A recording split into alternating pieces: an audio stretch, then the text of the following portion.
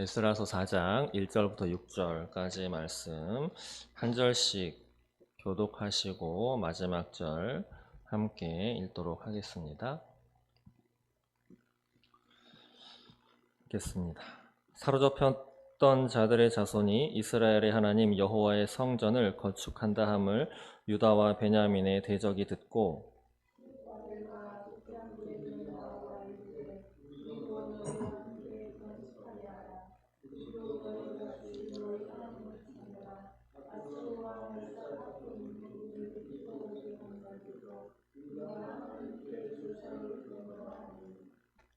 스룹바벨과 예수아와 기타 이스라엘 족장들이 이르되 우리 하나님의 성전을 건축하는데 너희는 우리와 상관이 없느니라. 바사왕 고레스가 우리에게 명령하신 대로 우리가 이스라엘의 하나님 여호와를 위하여 홀로 건축하리라 하였더니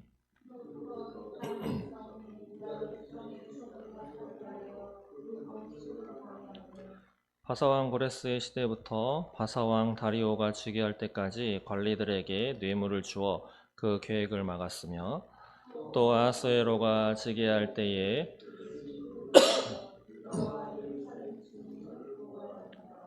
아멘. 네, 감사합니다.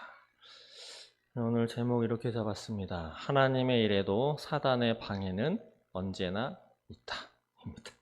네, 제목이 좀 길죠? 네. 많은 그리스도인들 또 예수님을 믿는 하나님의 사람들이 오해하거나 잘못 알고 있는 것이 있습니다. 그리고 제대로 알았다 하더라도 직접 삶에 있어서 부딪히면 다들 그런 생각을 갖게 마련입니다. 이 앞에 서 있는 저도 마찬가지인데 그런 거죠. 하나님을 믿는데 왜 이런 일이 도대체 나에게 그리고 하나님의 일을 하는데 왜 이렇게 방해거리가 많은지 다 협조해도 들뚱말뚱한 일인데 물론 하나님이 역사하셔서 하나님의 일은 하시겠지만 왜 이렇게 진행하는 것에 방해가 많고 왜 자꾸 걸림돌이 많고 그렇게 되는지 아마 이런 원망 섞인 노조의 기도나 그런 불평이나 불만을 다들 한두 번씩은 해보셨을 것입니다. 이 앞에서는 저도 입 밖엔 꺼내지 않았지만 그런 생각이 드는 것은 참 어쩔 수 없었습니다. 성경을 읽어보시면 부인할 수 없는 것이 하나님의 일을 하는 사람들에게 많은 방해가 있었다라고 하는 것을 우리는 알 수 있습니다. 그런데 또 하나 우리가 중요하게 또 중점적으로 바라보고 잊지 말아야 할 것은 그런 방해에도 불구하고 그것을 꿋꿋하게 이겨냈던 믿음의 선진들이 있다라고 하는 거죠. 가장 눈에 띄는 또 가장 대표적인 그런 인물들 중에 한 사람은 바로 노아일 것입니다. 엊그저께도 비가 조금 내렸죠. 오늘 새벽에도 살짝 내렸는데 그러고 나서 기온이 많이 좀 떨어지고 그렇게 됐습니다. 며칠 전만 하더라도 너무 더워가지고 이게 가을인가 겨울이 언제 오나 이렇게 됐었는데 에어컨도 틀고요. 밤에 잘 때도. 그런데 갑자기 가을이 오나 싶었는데 초겨울 날씨가 갑자기 찾아왔습니다.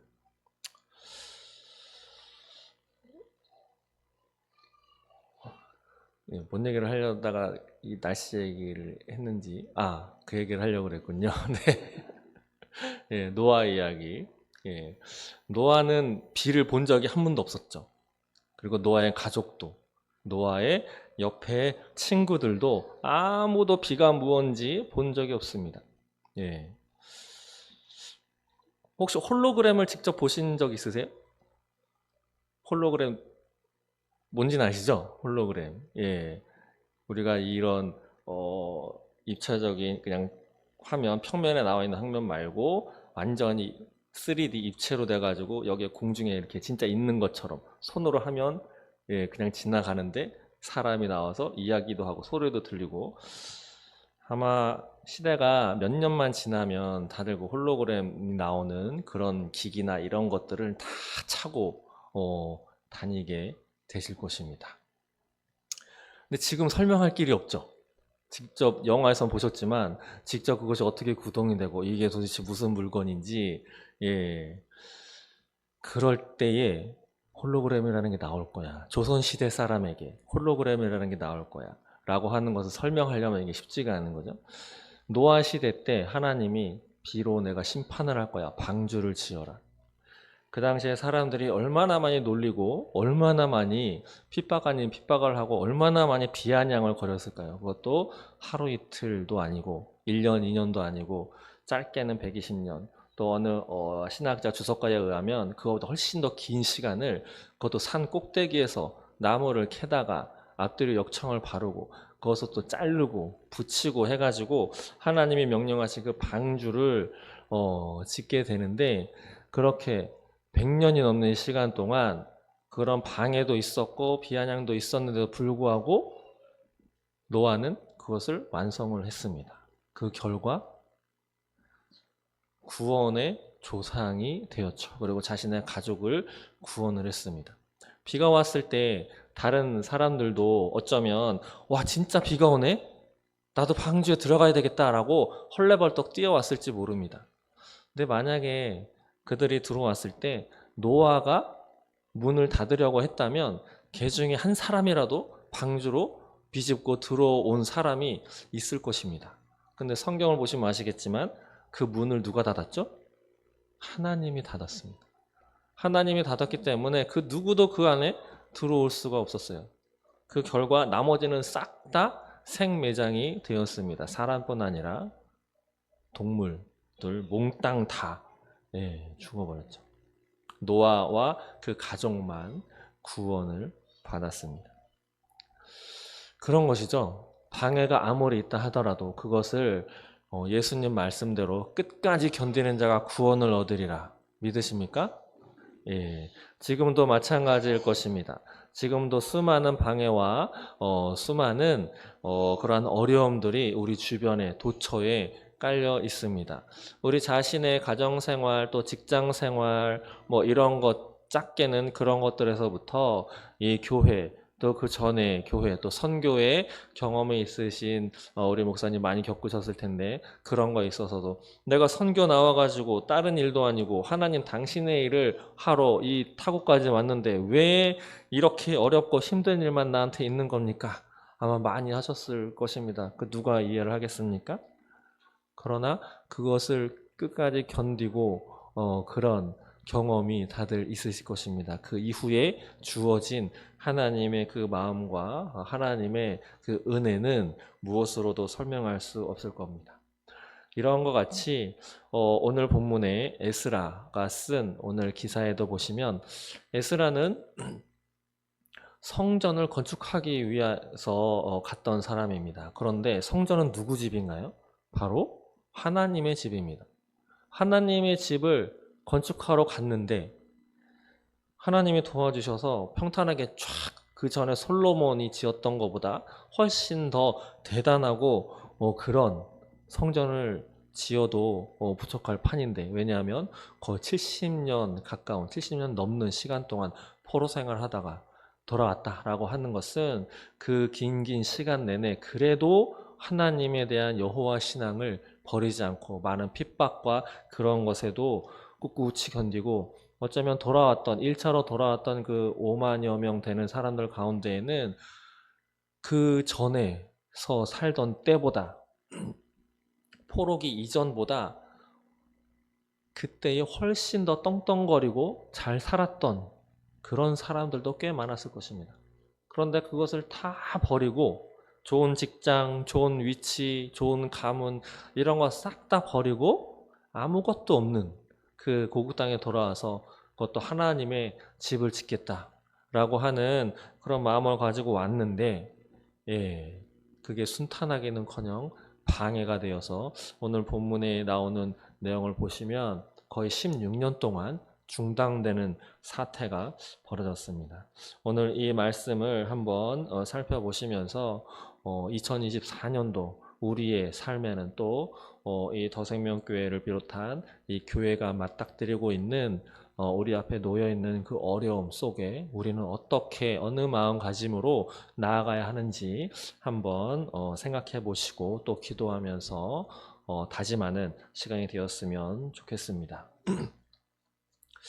먼저 오늘 본문은 두 가지의 내용이 섞여 있습니다. 하나는 성전을 건축하는, 그런데 방해가 있었던 내용이고, 또 하나는 성벽이 무너졌었죠. 성벽을 또 다시 재건하는 것을 방해하는 그런 내용이 담겨져 있습니다. 먼저는 1절부터 5절까지의 내용은 성전에 관련된 내용이고 6절부터 23절까지는 성벽에 관련된 내용입니다. 성벽을 재건하는 내용은 이 뒤에 느헤미야서에 상세히 나와 있는 것이죠. 예, 그렇게 되는데 결론은 뭐냐면 오늘 4장의 결론은 중단되었다라고 하는 것이 결과로 남아 있습니다. 그럼 도대체 누가 이것을 왜 방해했는지 한번 1절부터 살펴보겠습니다. 1절에 보시면 사로잡혔던 자들의 자손이 이스라엘의 하나님 여호와의 성전을 건축한다 함을 유다와 베냐민의 대적이 듣고 라고 나와 있죠. 사로잡혔던 자들의 자손이 고레스 왕 칙령에 의해서 이스라엘 고국 땅으로 돌아와서 이제 성전을 건축한다라는 것을 대적이 들었다라고 하고 있습니다. 여기서 이 대적은 사마리아인으로 대변되는 사람들이죠. 사마리아인은 다들 아시다시피 북이스라엘 수도였죠. 사마리아라고 하는 지방이. 그런데 아수르가 북이스라엘을 멸망시킨 다음에 아수르 그 왕은 그런 정책을 펼쳤죠. 그 지역에 살고 있는 사람들은 다른 지역에 이주를 시키고 또 다른 이방 민족들을 그 지역으로 이주를 시키는, 그래서 혼합 정책, 혼혈 정책을 썼습니다. 그래서 북이스라엘 사마리아 지역에 살고 있는 사람들은 이방 민족들과 섞여 살면서 결혼도 하고 그렇게 또 살아갔다라고 하는 거죠. 그런데 단순히 결혼해서 알콩달콩 잘 살면 괜찮았을 것이지만 그 당시에 솔로몬이 많은 처첩 거의 1000명을 두었는데 그 결과로 많은 이방 신을 다 섬겨서 우상 숭배의 죄악을 저지른 것과 마찬가지로 이 사마리아인들은 이방 민족과 혼혈해서 그렇게 섞여 살면서 여호와 신앙, 하나님 신앙을 많이 저버렸습니다. 그리고 소위 양다리도 걸치게 되었죠. 그래서 신앙에 있어서 순수성을 잃어버리게 되었고, 또 한 가지는 민족의 순수성, 우리는 유대인이야 라고 하는 그것에 대해서 다 혈통의 순수함을 다 잃어버린 채로 그냥 살아갔던 그런 사람들입니다. 근데 그런 사람들을 오늘은 대적이라고 성경은 이야기하고 있습니다. 성경이 그렇게 이야기하고 있는 이유가 있겠죠. 이후에 쭉 나오는데 그 2절에 보시면 이들이 무엇을 요청하냐면 우리도 성전 건축하는데 함께 했으면 좋겠다라고 여기 이야기합니다. 스룹바벨과 족장들에게 나와 이르되 우리도 너희와 함께 건축하게 하라. 우리도 동참했으면 좋겠다라고 이야기를 하는 것이죠. 그러면서 우리도 너희같이 너희 하나님을 찾노라. 여기 보시면 우리 하나님이 아니고 너희 하나님입니다. 그러면서 아수르 왕 에살 핫돈이 우리를 이리로 오게 한 날부터 우리가 하나님께 제사를 드리노라. 우리도 하나님께 제사를 드렸다. 우리도 너희 하나님을 찾고 있으니 같이 동참하게 허락해 다오라고 요청을 하는 것입니다. 그런데 이것을 3절에는 너희는 우리와 상관이 없느니라 라고 하면서 딱 잘라서 거절을 하죠. 스룹바벨과 예수아를 비롯한 사람들이 딱 거절하면서 3절 후반부에 우리가 이스라엘 하나님 여호와를 위하여 홀로 건축하리라 라고 이야기를 합니다. 너희는 끼지 못한다. 우리가 알아서 건축을 할 것이다 라고 이야기를 하죠. 이들은 왜 거절했을까요? 우리도 같이 도와서 하겠다. 어쩌면 이들의 도움, 이들의 요청을 그냥 받아들여서 같이 건축을 했었다면 이 지역에 잘 살고 있기 때문에 어디서 물자를 갖고 오고 누구한테 무엇을 사고 어떻게 건축하면 도움이 되고 이 지역의 땅은 어떻게 변했고 뭐 이러이러한 정보나 기술을 습득하고 좀 수월하게 성전을 건축할 수 있을 것이었는데 스룹바벨을 비롯한 그 귀한 자들은 거절을 했습니다. 예.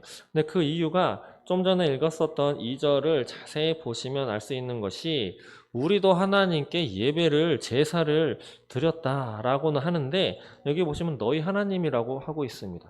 그러니까 자신의 하나님은 아니다라고 하는 것이죠.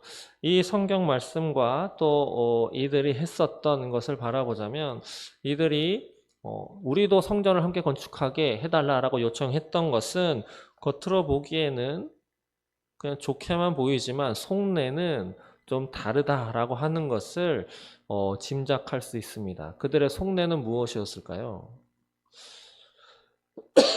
이들은 지금까지 그 지역에서 터를 잡고 계속 살아왔는데 포로로 끌려갔던 사람들이 베냐민과 유다지파를 비롯한 이 사람들이 돌아와서 성전을 건축해서 딱 완공을 했을 때 그 지역에서의 주도권을 누가 갖게 될까요? 성전을 건축한 이들이 주도권을 갖게 될 것이다 라고 하는 것은 이건 별 생각하지 않아도 그냥 생각할 수 있는 내용들입니다. 그렇다면 그렇기 때문에 이들이 사마리아인들이 자신들의 기득권을 놓치기 싫기 때문에 나도 동참하게 해다오. 그런데 이 속내가 스룹바벨과 예사를 비롯한 이들에게 먹혀들지가 않았었던 것이죠. 이들은 같이 하는 방법도 있었을 것인데 그것을 단호하게 거절하고 우리가 홀로 건축하겠노라 라고 이렇게 이야기를 합니다. 그러자 바로 4절에 이렇게 말씀이 나오죠. 이로부터 이 땅 백성이 유다 백성의 손을 약하게 하여 그 건축을 방해하되. 예, 이들이 내가 도와주겠다, 나와 함께 하자 라고 요청했던 이들이 거절당하자 바로 방해에 들어가는데 언제까지냐? 바로 5절에 보시면 바사왕 고레스 시대부터 바사왕 다리오가 즉위할 때까지 관리들에게 뇌물까지 주면서 그 계획을 막게 됩니다. 그러면서 6절에 또 글을 올려서 뭐 고발하는 내용이 또 6절에 쭉 나오는데 여기 보시면 바사왕을 제가 한번 찾아봤더니 바사 1대 왕은 고레스이고요. 2대는 캄비세스, 3대는 수메르디스, 그 다음에 4대가 다리오 왕, 뭐 이렇게 됩니다. 그러니까 고레스에서부터 여기 보시면 다리오 왕이 즉위할 때까지 왕이 4번째 바뀔 때까지 그 건축을 끈질기게 방해합니다. 그렇다고 한다면 그 전에 나도 동참하겠소 라고 했던 것은 껍데기인 것인 거죠. 그래서 드디어 5절에도 막 뇌물까지 주면서 이런 일을 벌이게 됩니다. 하나 궁금한 것은 스룹바벨과 예수아는 어떻게 이들의 속내를 알았을까요? 거의 헤어져서 산 지가 꽤 오랜 시간이었고 그랬을 텐데 이들의 속내, 이들은 원래 순수한 마음이 아니야 라고 하는 것을 어떻게 단박에 알 수 있었을까 라고 하는 것이 또 하나의 궁금증으로 다가옵니다. 뭐 자세하게 알 길은 없지만 우리도 이러한 스룹바벨과 예수와 같은 사람들, 이런 사람들의 단호한 결단을 우리도 배워야 할 줄로 믿습니다. 바로 분별력을 가져야 하는 것이죠. 그것도 영적인 분별력. 이 사람들이 왜 이렇게 나에게 다가오는지, 또 이 사람들이 무엇을 원하고 이들이 무슨 생각을 갖고 있는 것인지 우리는 그것을 바로 깨달아 알아야 할 것입니다. 왜냐하면 예수님께서도 말씀하시고 베드로를 통해서도 말씀하셨던 것처럼 베드로전서 5장 8절에 보시면 이런 말씀이 있죠. 근신하라 깨어라 너희 대적 마귀가 오는 사자같이 두루다니며 삼킬 자를 찾나니. 예, 지금도 우리 주변에 또 알게 모르게 마귀라고 하는 그 원수가 우리를 사자같이 삼키기 위해서 여기저기 노리고 있다라고 하는 것을 우리는 부인할 수 없습니다. 예. 가장 쉽게는 주변에 무수히 많은 이단들이 있죠.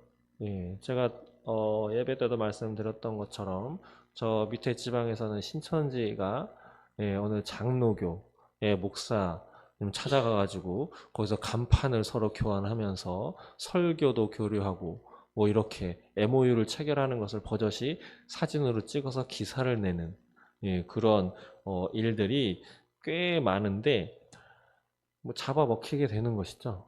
조금만 그것을 정신 차리고 보지 않으면. 그렇기 때문에 우리는 항상 깨어서 있어야 할 줄로 믿습니다. 그것도 근신해서. 그러나 우리는 염려할 것 없습니다. 왜냐하면 바로 그 앞절에 베드로전서 5장 7절에 이렇게 말씀하고 있기 때문인 것이죠. 너희 염려를 다 주께 맡기라. 이는 그가 너희를 돌보심이라. 염려하지 마시기 바랍니다. 왜냐하면 하나님께서 우리를, 여러분들을 돌보아 주고 계시다 라고 성경에 못 박아 놓았기 때문인 것이죠. 그렇기 때문에 우리는 염려를 우리가 짊어지고 있는 것이 아니고 다 주께 맡겨버리면 되는 것입니다. 주님께 맡기고 하나님께서 이러한 것들을 다 해결해 주시기를 그렇게 기도하면서 나아가면 될 줄로 믿습니다. 이러한 결과로 오늘 24절에 보시면 24절에 한번 읽어볼까요? 시작. 이에 예루살렘에서 하나님의 성전 공사가 바사왕 다리오 제2년까지 중단되니라. 이러한 아멘하기 좀 어려운 말인데 이러한 방해 공작으로 결국은 중단이 되게 되는 것이죠. 참 안타까운 일입니다. 그러나 우리는 희망이 있죠. 그리고 우리는 결과를 알고 있죠. 이 중단되었던 것이 다시 재개가 되어서 세워졌다라고 하는 것을 우리는 역사적 사실로 알고 있습니다. 그리고 6절부터 23절까지의 내용은 무엇이냐면 좀 시대가 약간 다르긴 한데 왜 여기에 약간 다른 시대의 이야기가 들어왔냐? 그 이유를 찾아봤더니 그것이죠. 똑같이 사마리아인들의 방해가 있었다라고 하는 그 일관된 똑같은 주제 때문에 여기에 기록을 해 놓았습니다. 여기에 나와 있는 내용은 어떤 것이냐면 이들이 모함까지 하면서 왕에게 편지까지 쓰고 하면서 이것을 건축하는 걸 허락하시면 안 됩니다. 라고 모함하고 이야기하는 것이죠. 여기 보시면 12절에 한번 보실까요? 12절에 보시면 왕에게 아뢰나이다. 당신에게서 우리에게로 올라온 유다 사람들이 예루살렘에 이르러 이 패역하고 악한 성읍을 건축하는데 이미 그 기초를 수축하고 성곽을 건축하오니 라고 하면서 13절에 이제 왕은 아시옵소서. 만일 이 성읍을 건축하고 그 성곽을 완공하면 저 무리가 다시는 조공과 관세와 통행세를 바치지 아니하리니 결국 왕들에게 손해가 될 것입니다. 세금을 바치지 않아서 손해가 될 거다라고 이야기하죠. 그리고 15절에도 보시면 중반 이후에 예로부터 그 중에서 항상 반역하는 일을 행하여 왕들과 각도에 손해가 된 것을 보시고 아실지라 이 성읍이 무너짐도 바로 이것 때문에 무너졌습니다.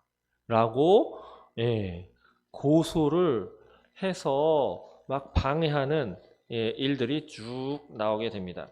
그런데 실제로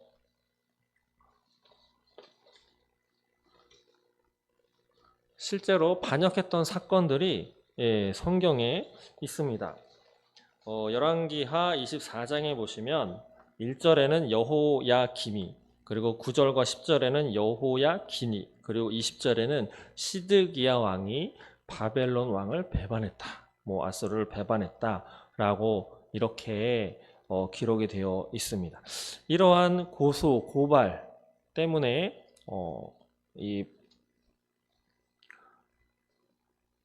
이 건축하는 것이 왕의 명령으로 인해서 중단이 되었습니다. 근데 여기서 이제 고소라고 하는 단어, 혹시 고소하시거나 고소 당해본 적 있으신가요? 없으시죠? 다행이십니다. 하나님 뵐 때까지 그런 일은 당하지 않으시기를 바랍니다. 만약에 고소장이라고 해가지고 집에 우편이 딱 날라오면 꽤 당황스럽습니다. 거기 보면 몇 월 며칠 언제까지 어느 지역에 어느 법원으로 출두하시오 막 이렇게 나오거든요. 예, 그러면 도대체 이게 왜 나한테 날라왔지? 막 이렇게 됩니다. 고소라고 하는 단어는 시트나라고 하는데, 예, 이 단어는 사단이라고 하는 용어의 어근, 또 참소자라고 하는 용어의 어근과 똑같습니다. 그래서 이 고소라고 하는 뜻은 적대감을 품다라고 하는 뜻을 갖고 있더라고요. 그냥 상대가 나를 피해를 입혔기 때문에 그냥 고소한다. 그럼 단순히 뭐 그런 의미로 알기 쉬운데 그 단어가 갖고 있는 어근을 찾아봤더니 적대감을 품다. 예, 아주 적으로 삼아서 뭐 전쟁하는 거죠, 말로. 예, 그러는 것인데 바로 참소하는 자의 대표자가 성경에 나와 있는데 그게 바로 마귀입니다. 요한계시록 12장 10절에 보시면 또 그의 그리스도의 권세가 나타났으니 우리 형제들을 참소하던 자 곧 우리 하나님 앞에서 밤낮 참소하던 자가 쫓겨났고 라고 말씀이 있습니다.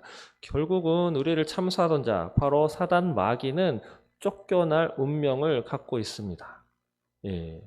근데 여기서 또 우리가 한 가지 생각해 보아야 할 것은 무엇이냐면 되도록 우리도 상대방을 고소하는 일은 없어야겠습니다. 왜냐하면 그것이 제대로 된 것이면 괜찮은데 혹시라도 내가 판단 착오를 하거나 그래서 그런 일을 행했다라고 한다면 어떻게 보면 우리 원수의 앞잡이 노릇을 하는 그럴 수도 있는 것이거든요. 왜냐하면 여기 보시면 우리를 밤낮 참소하던 자, 밤낮 고소하던 자가 바로 사단 마귀이기 때문입니다.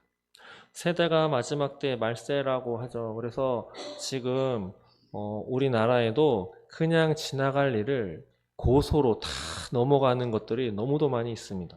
학교에서도 아시겠지만 학생들이 옛날에는 치고받고 싸워도 그냥 매 몇 대 맞고 벌 쓰고 반성문 몇 장 쓰면 끝날 일을 경찰 불러가지고 학폭의를 열어서 그렇게 조치를 취하게 되는, 그래서 한번 그런 사건이 있으면 거의 한 달을 그 사건에 매달려야 된다라고 제 아는 형이 그런 거에 많이 이렇게 애쓰고 있는데 지금 우리가 사는 세대는 그렇다라고 하는 거죠.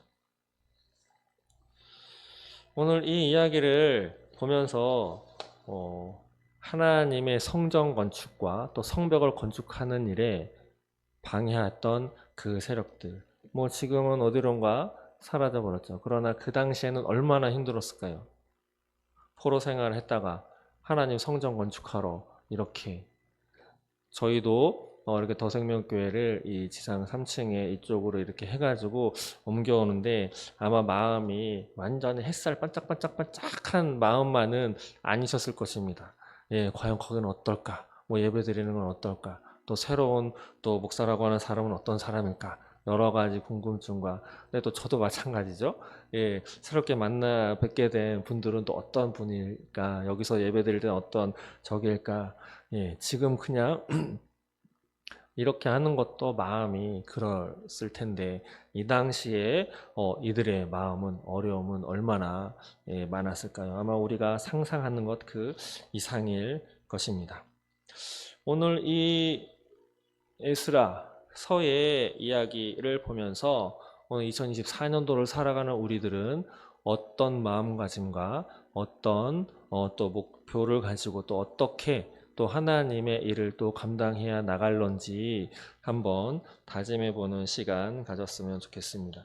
우리가 이 더생명교회를 중심으로 해서 또 하나님을 믿고 신앙생활을 하고, 요즘에 진짜 나 하나 신앙생활 하기 참 어려운 시대를 우리는 살아가고 있습니다. 그리고 우리 가족, 우리의 자녀들 신앙에 있는지 없는지, 예배를 드려도 진짜 하나님을 예배를 드리는 건지, 이것이 또 지금은 예배를 드리지만 또 사회생활 할 때 그 자녀들의 주변에 또 어떤 사람들이, 또 어떻게 미혹하는 사람들이 있을 것인지 참 걱정이 많이 되는 시대를 우리는 살고 있습니다.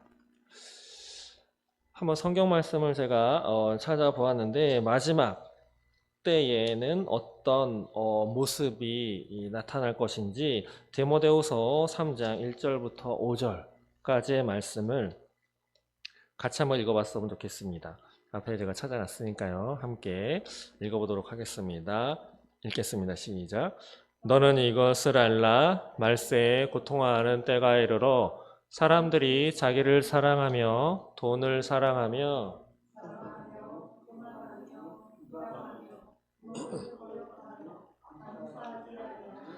거룩하지 아니하며 무정하며 원통함을 풀지 아니하며 모함하며 절제하지 못하며 사나우며 선한 것을 좋아하지 아니하며 배신하며 조급하며 자만하며 쾌락을 사랑하기를 하나님 사랑하는 것보다 더하며 경건의 모양은 있으나 경건의 능력은 부인하니 이 같은 자들에게서 내가 돌아서라.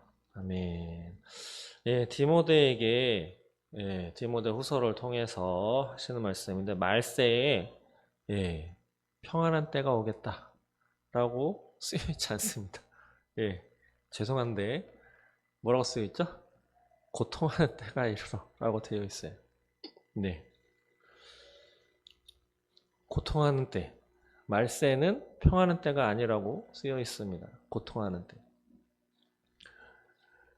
우리 지금도 엄한 거에 지금 맞닥뜨리고 있죠. 까딱 잘못하면 엄마를 엄마라고 부르지 못할 때가 생길 수도 있습니다. 엄마를 뭐라고 부릅니까? 외국은? 나를 낳아준 사람. 나를 낳아준 사람이라고 부릅니다. 부모라고도 안 하고 나를 낳아준 사람, 엄마. 그리고 아빠는 그 사람의 배우자. 뭐 이런 식으로 어처구니가 없죠? 자, 한번 기사 그 청문회 하는 거 한번 보여드릴 거예요, 나중에. 까딱 잘못하면 그렇게 될 수 있습니다. 고통하는 때 생각만 해도 고통스럽지 않습니까? 내 자녀가 우리 손주가 할아버지 할머니라고 해야 되는데 나 낳아준 사람을 낳아준 사람 뭐 이렇게 할머니를 이렇게 부르면 그렇게 될 겁니다. 말세는 고통하는 때가 이른다고 합니다. 자기를 사랑하고 돈 자랑하고 교만하고 비방하고 부모 거역하고 감사하지 않고 거룩하지 않고 무정하고 원통함을 풀지 않고 우리 주변에 영화나 드라마도 보시면 대표적인 게 복수는 나의 것이죠. 다 복수하는 거 물론 통쾌한데 예전이라고 그런 게 없진 않았지만 지금은 그걸 완전히 드러내놓고 처음부터 끝까지 그냥 복수로 끝납니다. 그리고 원통함을 안 풀죠. 모함하고 절제하지 못하고 사납고 선한 거 좋아하지 않고 배신하고 또 많이 조급하죠. 그리고 자만하고 쾌락 사랑하기를 하나님 사랑하는 것보다 더하고 쾌락을 엄청 사랑하기 때문에 마약도 그렇게 많이 하고 도박도 그렇게 많이 하고 하는 것이죠. 이러한 것들이 경건의 모양만 있고 경건의 능력은 부인하는 교회에는 없을까요? 성경에 보시면 하나님이 심판하실 때 교회를 먼저 심판하신다. 왜냐하면 그 밖에 사람들은 이미 심판받은 부류이기 때문에 그냥 내버려 둬도 죽는 사람들이죠. 근데 나는 구원받았어. 나는 하나님 예배하는 사람이야. 라고 하면서 매주일 또 날마다 새벽 기도하고 하는 그 교인들 가운데 진짜 마음속에는 하나님을 예배하는 것보다 지금 내가 이것을 해결해야 되기 때문에 하나님한테 기도하지 않으면 좀 찜찜하니까 하나님을 나의 도구로 이용하려는 그런 교인들, 성도가 아닌 교인들이 많다라고 성경이 이야기해주고 있습니다. 그렇지 않으면 예수님이 좁은 문이라고 하는 이야기를 하지 않으셨겠죠. 우리는 이러한 때를 지금 살아가고 있습니다. 그런데 우리는 희망이 없지 않죠. 우리는 결론을 알고 있습니다. 예수님께서 십자가에서 뭐라고 하셨어요? 다 이루었다. 다 이루었다. 그리고 내가 다시 와서 싹 다 없애버릴 거야. 바로 심판할 것이다. 요한계시록을 보시면 아시겠지만 그렇게 되어 있습니다. 다만 우리가 할 것은 그런 예수님을 바라보고 예수님이 하신 말씀을 잊지 않고 믿음을 지키는 것일 것입니다. 어려움이 있더라도 나가 하나님을 예배하고 예수를 따르려고 하는 그 삶을 그 누가 방해한다 하더라도 그 믿음을 잃어버리지 않았던 노아와 같이 예수님이 말씀하셨죠. 끝까지 견디는 자는 구원을 얻으리라. 한 달만 견뎌라. 구원 얻을 거야. 라고 하지 않으셨어요. 예. 인생 중에 50%만 견뎌봐. 그럼 내가 인정해서 해줄게. 라고 안 하셨습니다. 끝까지 견디는 자라고 되어 있죠. 그 끝이 정확하게 언제인지는 아무도 모르지만, 예. 그래서 저는 여러분들에게 말씀드리고 싶은 것이 오늘만 견디십시오. 라고 말씀드리겠습니다. 오늘만 견디시면 됩니다. 예, 오늘만. 죄송한데 내일은 안 올 수도 있거든요. 예, 그건 저도 마찬가지입니다. 예, 저 뒤에서 아무것도 모르는 것처럼 뛰어놀고 있는 저 두 아이에게도 마찬가지죠. 내일이 올지 안 올지는 내일이 돼봐야 아는 것이죠. 오늘만 견디면 하나님이 해 주실 것이라 믿습니다. 삶에 아무리 어려운 일이 있더라도 지금까지는 하나님이 아무것도 해주지 않으신 것 같고 내 믿음이 진짜 거지 같은 믿음인 것 같고 내가 제대로 했나 많은 후회도 되고 하실지 모르지만 하나님을 보시기에는 다 고만고만할 겁니다.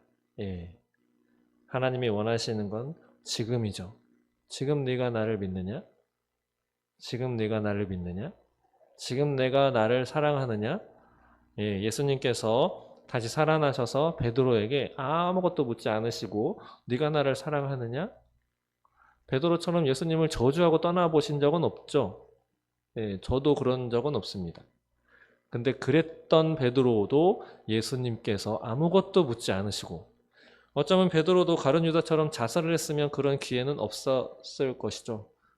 그러나 다행히 자살하지 않고 예수님께 죄송한 마음으로 견디었던 베드로에게 예수님께서 네가 나를 사랑하느냐? 3번이나 물으시고 내 양을 먹여라 라고 새로운 사명을 부어주셨습니다. 저 여러분에게도 예수님께서 그렇게 하실 줄 믿습니다. 어제의 사명, 오늘의 사명 다를 수 있고 오늘의 사명, 내일의 사명도 다를 수 있을 것입니다. 다만 우리가 할 수 있는 것은 오늘을 믿음을 유지하면서 끝까지 견디는 것 하나인 것이죠. 오늘 에스라서 말씀과 같이 끝까지 잘 견디었던 그런 사람들처럼 오늘 하루 잘 견디어 구원을 이루어내는 저 여러분 되시기를 소망합니다.